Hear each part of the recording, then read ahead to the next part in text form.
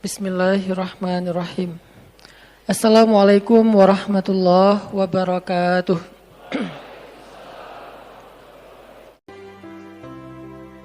Kenapa Allah letakkan ayat tentang janji-janji untuk orang bertakwa di dalam surat yang isinya adalah tentang diputusin? Kan itu namanya surat diputusin kan? At-talaq. Talak itu kan diputusin, betul nggak? Diputusin oleh siapa? Suami. Mungkin gak semua orang mau menerjemahkan. Kalau mampu insya Allah banyak yang mampu. Tapi mau menerjemahkan dengan bahasa kaum. Kalau kita anak muda, talak itu rasa-rasanya kayak apa? Talak itu kayak ngeri gitu kan. Ternyata ada yang lebih ngeri daripada talak loh. Diputusin. Itu lebih kerasa gitu. Diputusin. Padahal udah jadian, udah halal, udah menyerahkan hidup dan dirinya. Diputusin. Nah ketika diputusin, Allah tulis di dalam nasihat-nasihat tentang cara mutusin cewek. Ini ayat tentang cara mutusin cewek secara baik-baik. Ternyata mutusin juga ada yang fisabilillah gitu. Keren. Kenapa kok diajarin Ustadz? Bukan diajarin cara mutusinnya.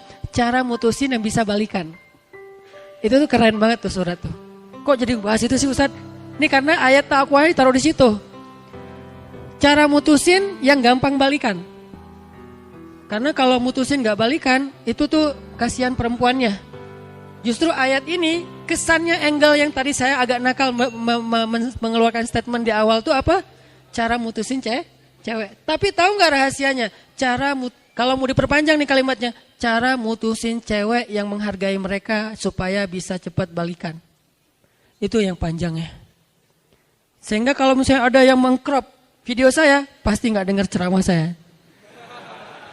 Cara mutusin cewek yang menghargai mereka dan bisa balikan. Bahasa ini fikih talak. Bahasa pesantrennya lah. Fikih talak. Apa yang terjadi waktu itu? Kalau kita baca cerita behind the scene-nya, Rasulullah waktu itu mutusin Hafsah. Mentalak Hafsah, istri beliau, anaknya Umar bin Khattab. Gak takut Ustadz sama Umar. Tuh kerennya Rasulullah ya. Umar yang takut sama Rasulullah. Malah Umar marahin Hafsah. Kamu ditalak sama Rasulullah, kamu diceraikan sama Rasulullah, kamu diputusin sama Rasulullah. Kamu itu rugi banget. Jadi Rasulullah mentalak Hafsah. Cuman karena belum diajarkan tutorial mutusin, akhirnya Nabi pas mutusin Hafsah memulangkan Hafsah ke rumah ayahnya. Jadi dianterin pulang ke rumah ayahnya. Pas Nabi balik, turun ayat. Wahai Nabi, kalau seseorang suami menceraikan istrinya, janganlah dia mengeluarkan istrinya dari rumah kecuali jika istrinya punya dosa nusyuz. Cuman itu alasan boleh mengeluarkan perempuan dari rumah. Apa itu nusyuz? Selingkuh. Kalau bukan karena selingkuh, cuman karena gak nyaman, beda pendapat, cekcok segala macam, gak boleh suami memulangkan istrinya dari rumah sebelum selesai masa iddah, masa nunggu. Nunggu ngapain nih? Nunggu balikan. Iddah itu masa nunggu balikan. Dia mau balikan gak ya? Mau balikan gak ya? Itu namanya iddah. Jadi dalam Islam itu udah ada tuh tutorial lengkap tentang bab itu. Nah, sehingga akhirnya Nabi mengajak lagi Hafsah pulang ke rumahnya. Pertanyaannya sekarang, apa hubungannya dengan ayat tadi? Wa may yattaqillaha yaj'al lahu makhraja. Nabi dalam keadaan marah. Nabi dalam keadaan kecewa sama Hafsah. Nabi udah ngerasa kayaknya udah gak bisa dipertahankan nih pernikahan beliau. Tapi ketika turun ayat, bahkan turun Jibril, ayat plus kata-katanya nih. Kalau ayat doang Al-Quran, ini plus nasihat dari Jibril. Kata Jibril, ya Rasulullah, rujuk Hafsah, sesungguhnya dia istrimu di dunia dan di surga. Ketika Nabi lagi dalam keadaan perasaannya terganggu. Bahasa kita, balikan. Hah? Tapi dia, gitu kan ya. Jadi lagi baper banget gitu kan ya, disuruh balikan. Ini yang disebut dengan takwa. Ketika Allah yang menyuruh balikan, atau bawa pulang ke rumahmu, maka Nabi sami'na wa ata'na. Walaupun berat. Di situ ada pelajaran takwa itu kadang harus ngelawan perasaan pribadi kita. Kadang-kadang takwa itu nggak ngikutin perasaan kita, justru ngelawan perasaan kita. Kita pengen gini, Allah pengen gitu, kita gitu. Kita pengen gitu, Allah pengen gini, kita gini. Sami'na wa ata'na. Kadang-kadang kita ngelawan ego kita sendiri. Maafin. Ya udah saya maafin. Minta maaf, minta maaf. Itu takwa tuh. Karena ketika Allah menyebutkan kisah Abu Bakar yang baper gara-gara baper sama salah satu keluarganya, gara-gara keluarganya ini ikut nge-repost hoax tentang anaknya Abu Bakar. Apa hoaxnya? Aisyah selingkuh. Trending di Line, di Twitter, kan itu tools trending topik kan, ada di Line dan Twitter. Rata-rata kalau udah di situ trending, di tempat lain trending. Kalau di Instagram dia bukan tools buat sebuah trend, lebih ke branding kalau Instagram, karena dia visual video gitu. Viral, Aisyah selingkuh. Yang menyakitkan Abu Bakar itu bukan beritanya, tapi yang nge-repostnya siapa? Kalau yang nge-repostnya orang munafik, kalau yang nge-repostnya orang-orang Yahudi, Nabi ya Abu Bakar paham, namanya juga orang Yahudi, namanya juga orang munafik, emang selalu nyari-nyari kesalahan kita, memfitnah segala macam. Tapi ternyata yang ikut nge-repost itu salah satu dari keluarganya Abu Bakar yang selama ini, kalau bahasa anak-anak sekarang, which is actually yang selama ini gitu kan, yang selama ini selalu dibantu sama Abu Bakar. Setiap saat dibantu, kuliahnya dibayarin, kos-kosannya dibayarin, makannya dibayarin. Abu Bakar tuh bantuin dia terus setiap hari, setiap minggu, setiap bulan.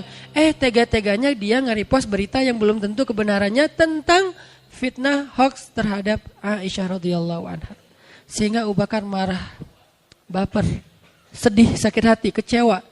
Kalau bahasa kita story. Demi Allah, saya nggak mau lagi bantu @fulan_fulan. Ini kalau bahasa kita ya. Abu Bakar nggak ngomong gitu sih.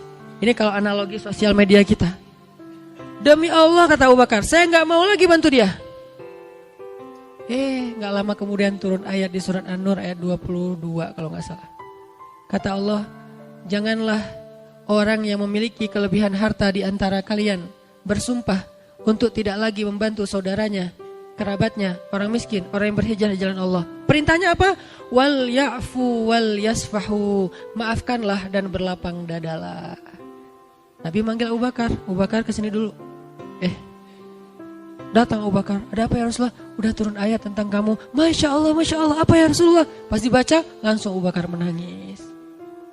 Kata Allah, wal ya'fu wal yasfahu. Maafkanlah dan berlapang dadalah wahai Abu Bakar. Ala tuhibbuna ayaghfirallahu lakum? Allah menegur dengan kata-kata ini. Ala tuhibbuna ayaghfirallahu lakum? Emangnya kamu udah gak mau lagi dapat maaf dari Allah sehingga kamu gak memaafkan sesama kamu? Langsung Abu Bakar menangis dan beliau menjawab, Bala ya Rabbi, tentu ya Allah, saya masih butuh banget maaf darimu, dosa saya banyak, butuh banget ya Allah, tentu. Langsung Assalamualaikum, Waalaikumsalam, pamitan dari Rasulullah, langsung pulang ke rumahnya ngambil barang-barang hadiah yang banyak, pergi ke rumah Fulan_Fulan tadi. Sampai di rumahnya, Fulan maafin aku ya, ini hadiah buat kamu, masih sebanyak-banyaknya. Kenapa? Apa Abu Bakar gak sakit hati? Sakit. Apa Abu Bakar gak marah? Marah, buktinya dia sumpah. Terus kenapa kok langsung minta maaf, memaafkan dan kasih hadiah? Ini yang disebut dengan sami'na wa ata'na. Inilah orang bertakwa. Bukan gak pernah salah, bukan gak pernah keliru, bukan gak pernah bikin dosa. Karena orang bertakwa gimana-gimana juga manusia, dia kadang-kadang salah. Tapi dia tuh merecovery, menyelesaikan masalahnya tuh cepat banget. Karena apa? Perintah Allah SWT, spontan gitu. Apakah kita udah mampu ngelawan ego kita sendiri? Ketika kita tahu bahwa pilihan yang harusnya kita lakukan itu justru kebalikan dari yang kita pengenin.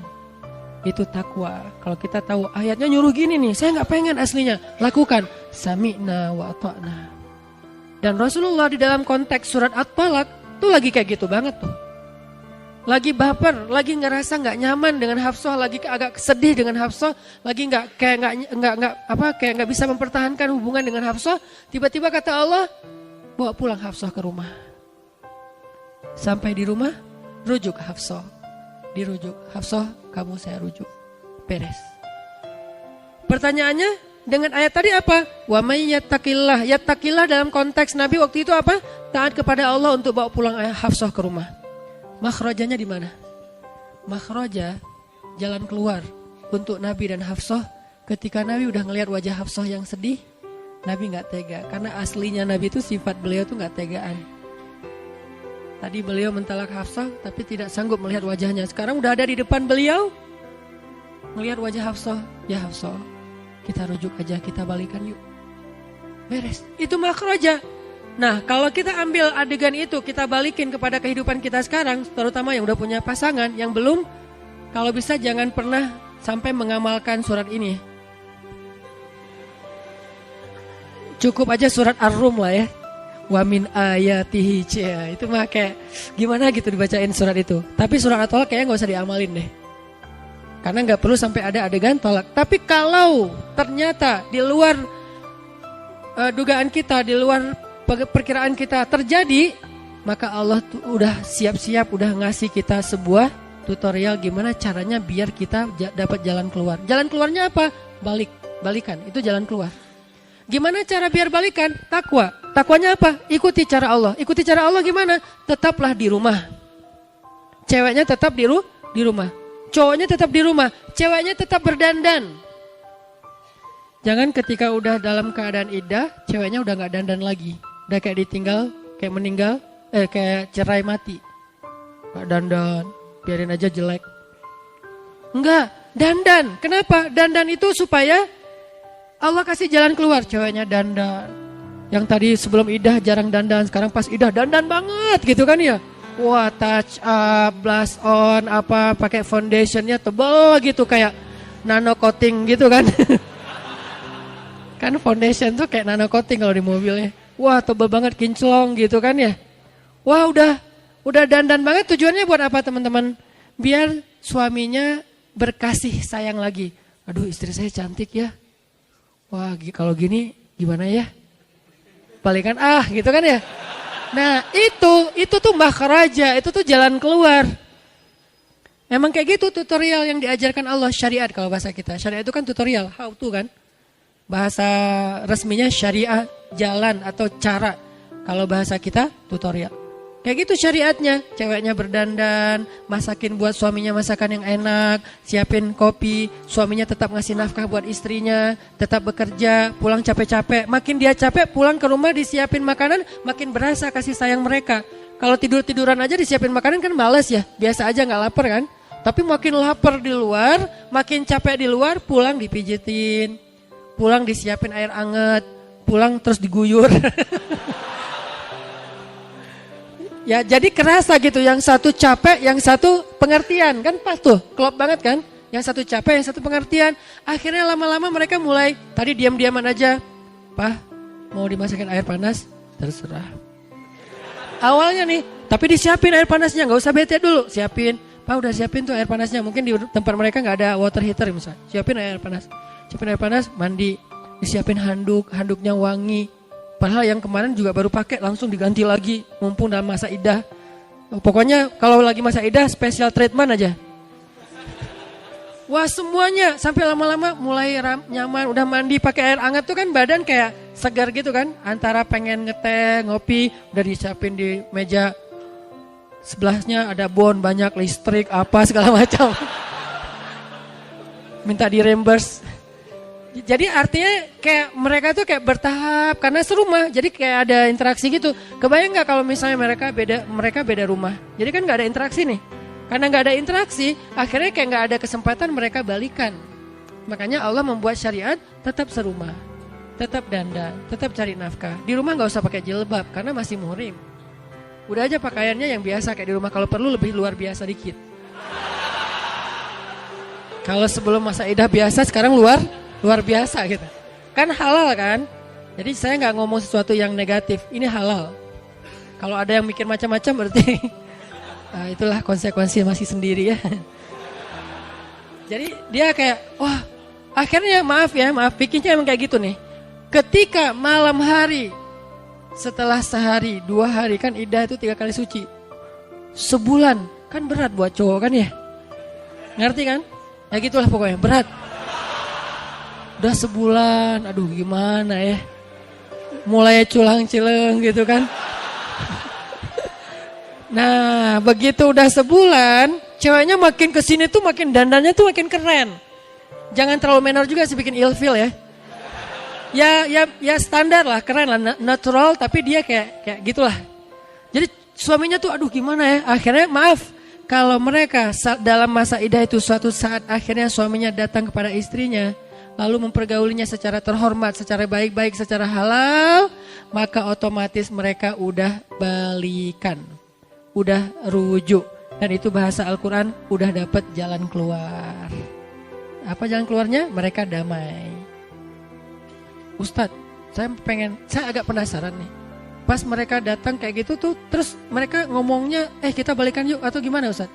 Gak perlu akad, gak perlu, saya terima nikahnya, gak perlu. Kan kita udah cerai, gak. Begitu mereka melakukan hubungan suami istri secara terhormat dan halal, terjaga kesuciannya, maka saat itu juga mereka sudah rujuk. Kalau nyesel setelah itu yang penting udah rujuk. Nyesel, saya semalam nggak mikir soalnya saya apa, udah biarin aja. Yang penting udah rujuk. Nah itu yang kata Allah, itu yang kata Allah makhraja, jalan keluar. Itu cuma satu kasus ya, contoh doang kayak sampel lah.